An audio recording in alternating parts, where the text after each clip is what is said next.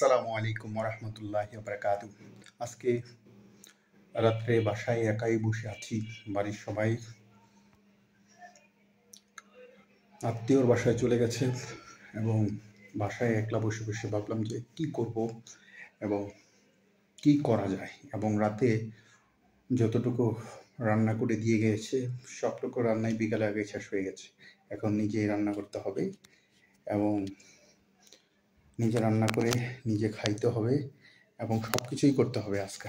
কিন্তু অনেক রাত্রে অফিস ছেড়ে বাসায় আসলাম এবং বাসায় এসে দেখি সব কিছু সব কিছুই রেঁধে বেড়ে খেতে হবে। সেজন্য ভাবলাম যে রেঁধে বেড়ে যখন খেতেই হবে, তো কি করার আছে, পেঁয়াজ মরিচ সব কিছু নিলাম এবং নিয়ে রান্না শুরু করলাম। ভাবলাম যে আজকে রান্নাটা যেহেতু করতেই হবে এবং বাসায় কেউ নেই, আমি একা একা বাসায় চমৎকার এই মৌসুমে, এই দিনে এবং শীতের এই মৌসুমে বাসার ভিতরে প্রচণ্ড গরম।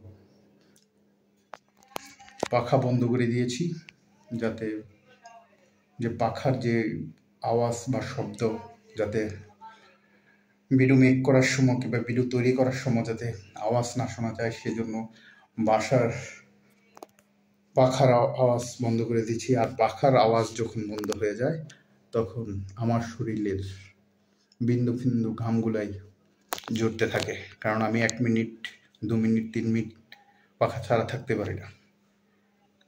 একদম পাখা ছাড়াই থাকতে পারি না, একটু হলেই ঘেমে যাই। তাই বাসায় কেউ নেই, তো ভাবলাম যে বাসার যে ভিতরে ছোট্ট একটা ব্লগ করে নিই। রান্না চলতেছে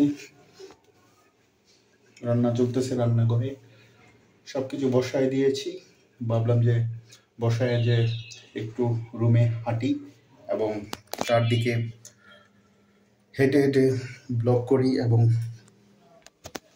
রুমের যে পরিবেশ, আমরা 4-5 জনে সবাই মিলে একটা রুম ভাড়া নিয়েছি এবং এই রুমটা অত্যন্ত সুন্দর আমাদের জন্য, কারণ আমাদের যারা আছি সবাই কক্সবাজার ঘুরতে গিয়েছে, আমি যাই নাই, আমার অফিস আছে, বাসায় আছি। প্রচণ্ড শীত বাইরে, কিন্তু রুমের ভিতরে প্রচণ্ড গরম।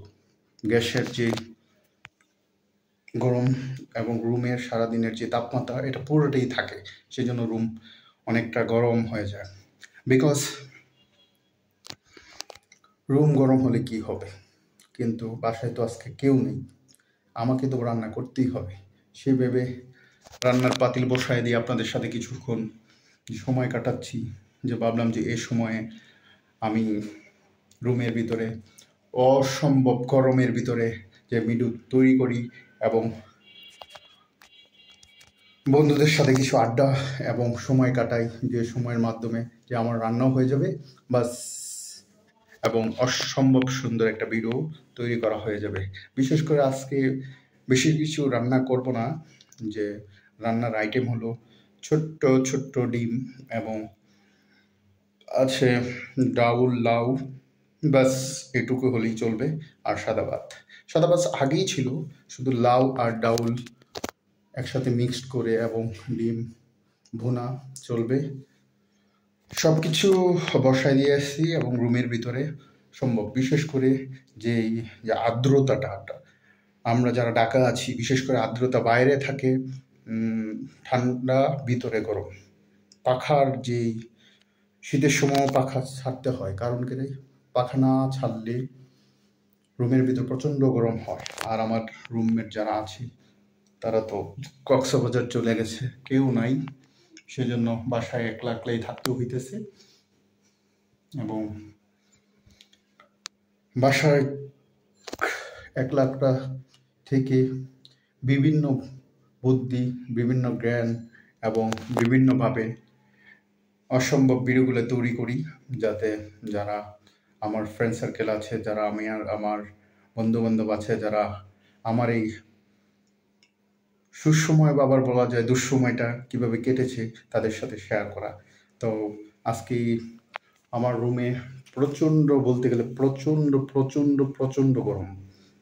সেজন্য রুম থেকে দূরেও যাওয়া যায় না, রুম থেকে বাইরেও যাওয়া যায় না, কারণ রাত্রে 11টা বেজে গেছে।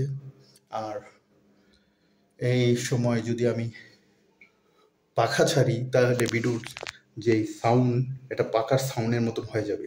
সেজন্য অনেক কষ্ট করে ভিডিওটা তৈরি করলাম।